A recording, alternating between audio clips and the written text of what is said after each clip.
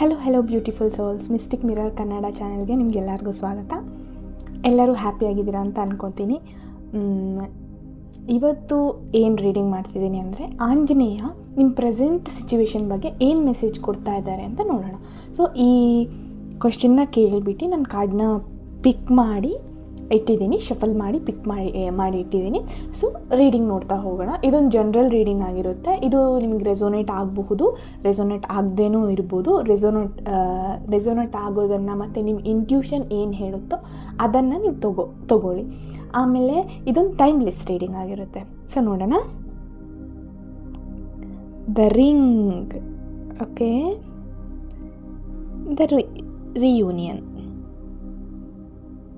Total protection, Panchamukhi Hanuman, door guardian. Okay, ಇಲ್ಲಿ ನಿಮಗೆ ಯಾವ ಥರ ಎನರ್ಜಿ ಆಂಜನೇಯ ನಿಮ್ಗೆ ಕೊಡೋಕ್ಕೆ ಇಷ್ಟಪಡ್ತಾ ಇದ್ದಾರೆ ಅಂತ ಹೇಳಿದ್ರೆ, ಅಟ್ ಪ್ರೆಸೆಂಟ್ ಸಿಚುವೇಷನಲ್ಲಿ ನೀವು ತುಂಬಾ ಟೆನ್ಷನ್ ಮಾಡ್ಕೊತಾ ಇದ್ದೀರಾ. ಒಂದು ರಿಲೇಷನ್ಶಿಪ್ ವೈಸ್ ಆಗಿರ್ಬೋದು, ಇಲ್ಲ ಅಂತ ಹೇಳಿದ್ರೆ ವರ್ಕಲ್ಲಿ ಅಥವಾ ಬಿಸ್ನೆಸ್ ಏನಾದರೂ ಲಾಸಸ್ ಆ ಥರದ್ರಲ್ಲಿ ನೀವು ತುಂಬಾ ಇವಾಗ ಸೀತಾಮಾತಾ ಹೇಗೆ ಅಪಹರಣ ಆದಾಗ ಅವ್ರ ತಲೆಯಲ್ಲಿ ಟೆನ್ಷನ್ ಇತ್ತೋ, ಸೊ ಅವರಿಗೆ ಹೋಪ್ ಬಂದಿದ್ದು ಯಾವಾಗ, ಓಕೆ ರಾಮ ನನಗೋಸ್ಕರ ಬರ್ತಾರೆ ಅಂತ ಬಂದಿದ್ದು ಯಾವಾಗ ಅಂದರೆ ರಿಂಗ್ ನೋಡಿದಾಗ ಅಲ್ವಾ.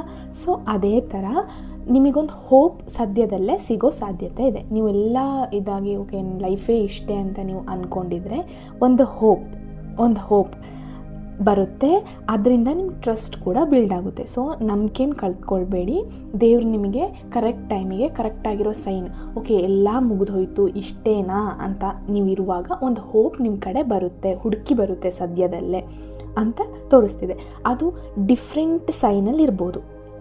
ಒಂದು ಮನುಷ್ಯರಿಂದ ಒಂದು ಒಳ್ಳೆ ಮೆಸೇಜ್ ಸಿಗೋದಾಗಿರಬಹುದು, ಅಥವಾ ನಿಮ್ಮ ಲೈಫಲ್ಲಿ ಏನಾದರೂ ಚೇಂಜಸ್ ಆಗಿರ್ಬೋದು. ಯಾವ ಥರ ಬೇಕಾದರೂ ಮೆಸೇಜ್ ಬರ್ಬೋದು ನಿಮ್ಮ ಲೈಫಲ್ಲಿ. ಸೊ ಸ್ವಲ್ಪ ಇಂಟ್ಯೂಷನ್ನ ಓಪನ್ ಮಾಡಿರಿ ಅಂತ ಹೇಳಿದ್ರೆ, ಸ್ವಲ್ಪ open, okay I am ready to receive ಅನ್ನೋ ಥರ ಇರು ಅಂತ ತೋರಿಸ್ತಾ ಇದೆ. ಮತ್ತು ಆ ಒಳ್ಳೆ ಮೆಸೇಜ್ ಸೈನ್ ಸಿಗುತ್ತಲ್ಲ, ನೀನು ಟ್ರಸ್ಟ್ ಮಾಡು,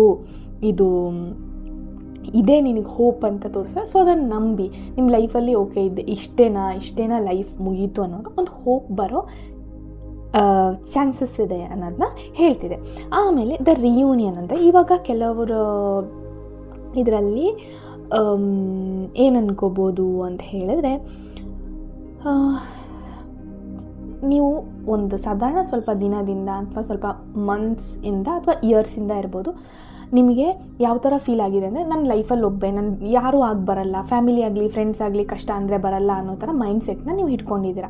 ಸೊ ಇದೇ ಥರ ಆಗುವಾಗ ಒಬ್ಬರು ನಿಮ್ಮ ಲೈಫಿಗೆ ಎಂಟರ್ ಆಗ್ತಾರೆ. ಸೊ ಅದು ಎಮೋಷ್ನಲ್ ಲೆವೆಲಲ್ಲಾಗಿರ್ಬೋದು, ಫೈನಾನ್ಷಿಯಲ್ ಲೆವೆಲಲ್ಲಿ ಅಥವಾ ಯಾವುದಾದ್ರೂ ಲೆವೆಲಲ್ಲಾಗಿರ್ಬೋದು, ನಿಮಗೆ ಅದು ಹೆಲ್ಪ್ ಬರ್ತಾ ಇದೆ. ಆ ಹೆಲ್ಪಿಂದ ಏನಂತ ಹೇಳ್ಬೋದು ಅಂತಂದರೆ, ಮತ್ತು ಆ ಪರ್ಸನ್ ಹೆಲ್ಪ್ ಮಾಡೋಕ್ಕೆ ಬರ್ತಾರಲ್ಲ, ಆಲ್ರೆಡಿ ನಿಮ್ಮ ಲೈಫಲ್ಲಿ ಇರೋರು ಆಗಿರ್ಬೋದು, ಅಥವಾ ನೆಕ್ಸ್ಟು ಹೊಸ ಪರ್ಸನ್ ಕೂಡ ಆಗಿರ್ಬೋದು, ಇಲ್ಲ ಅಂದರೆ ಒಂದು ಸ್ಪಿರಿಚುವಲ್ ಗೈಡ್ ಆದರೂ ಇರ್ಬೋದು. ಇವಾಗ ಎಲ್ಲರೂ ಗಾರ್ಡಿಯನ್ ಏಂಜಲ್ಸ್ ಅಂತ ಇರ್ತಾರೆ. ಅವರೇ ಆ್ಯಕ್ಚುಲಿ ಇವಾಗ ನಾವು ಹೇಳ್ತೀವಲ್ಲ, ದೇವರು ಯಾರನ್ನ ಪ್ರೊಟೆಕ್ಟ್ ಮಾಡ್ತಿರ್ತಾರೆ ಅಂತ ನಮಗೆ ಗೊತ್ತಿಲ್ಲ. ಸೊ ಯಾರಿಗೂ ಕೆಟ್ಟದ್ದು ಮಾಡೋಕ್ಕೆ ಹೋಗಬೇಡಿ.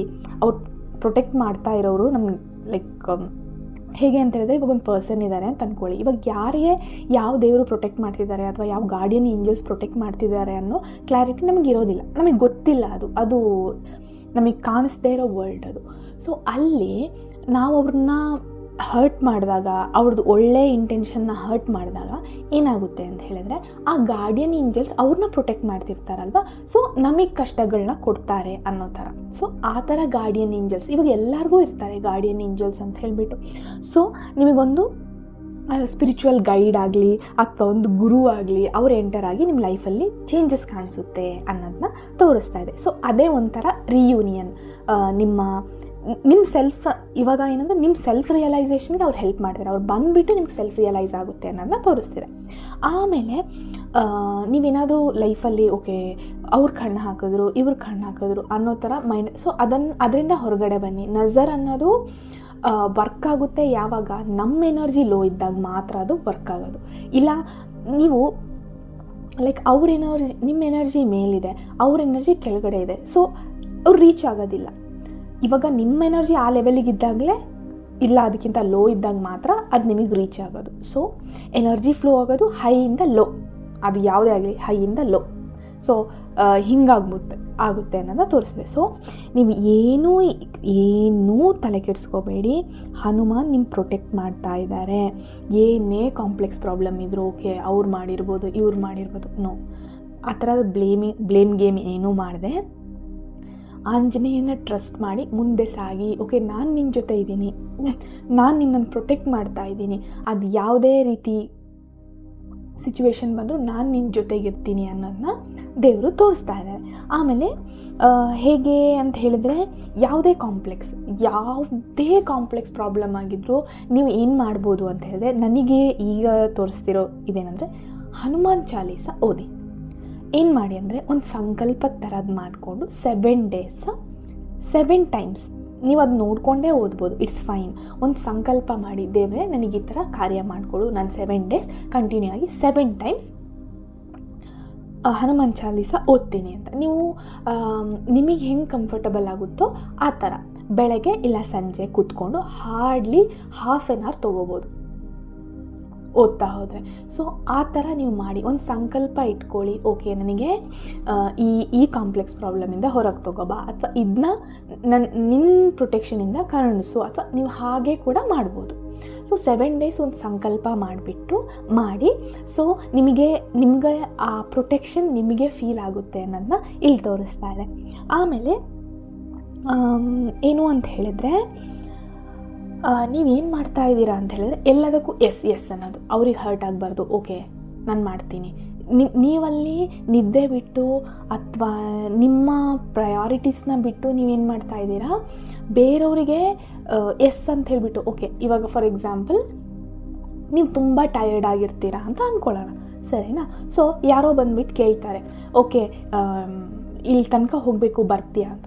ಆ್ಯಕ್ಚುಲಿ ನೀವು ನಿಮ್ಮನ್ನು ರೆಸ್ಪೆಕ್ಟ್ ಮಾಡಿದರೆ ನೀವೇನು ಹೇಳ್ಬೋದು, ಇಲ್ಲ ನನಗೆ ಹುಷಾರಿಲ್ಲ ಅಂದರೆ ನಂಗೆ ಸ್ವಲ್ಪ ನನ್ನ ಬಾಡಿಗೆ ಸ್ವಲ್ಪ ರೆಸ್ಟ್ ಬೇಕು, ಸೊ ಬರೋಕ್ಕಾಗೋದಿಲ್ಲ ಅಂತ. ಬಟ್ ನೀವು ಅವ್ರಿಗೆ ಹರ್ಟ್ ಆಗ್ಬೋದು ಅಂತ ನೀವೇನು ಮಾಡ್ತೀರಾ, ನಿಮ್ಮನ್ನೇ ನೀವು ಹೋಗ್ತೀರಾ, ಓಕೆ ಸರಿ ಅಂತೇಳಿ. ಸೊ ನೀವು ಬೌಂಡರೀಸ್ ಇಟ್ಕೊಂಡಿರಲ್ಲ. ಸೊ ಈ ಬೌಂಡರೀಸ್ ಇಟ್ಕೊಳ್ದೇ ಇರುವಾಗ ಏನಾಗುತ್ತೆ ಅಂತಂದರೆ, ನಿಮ್ಮ ಸೋಲ್ ಎನರ್ಜಿ ಅದು ಡ್ರೈನ್ ಆಗ್ತಾ ಹೋಗುತ್ತೆ. ನೀವು ರೆಸ್ಪೆಕ್ಟ್ ಕೊಡ್ತಿಲ್ಲ ಅಂತ ಅರ್ಥ. ಸೊ ಇವಾಗ ನಿಮ್ಮದೊಂದು ಲವ್ಡ್ ಪರ್ಸನ್ ಇದ್ದಾರೆ ಅಂತ ಅಂದ್ಕೊಳ್ಳಿ, ಅವರು ಟಯರ್ಡ್ ಆಗಿದ್ದಾರೆ ಅಂತ ಹೇಳಿದರೆ, ಅವರೆಲ್ಲೋ ಹೋಗಬೇಕು ಅಂದರೆ ನೀವು ಬಿಡ್ತೀರಾ?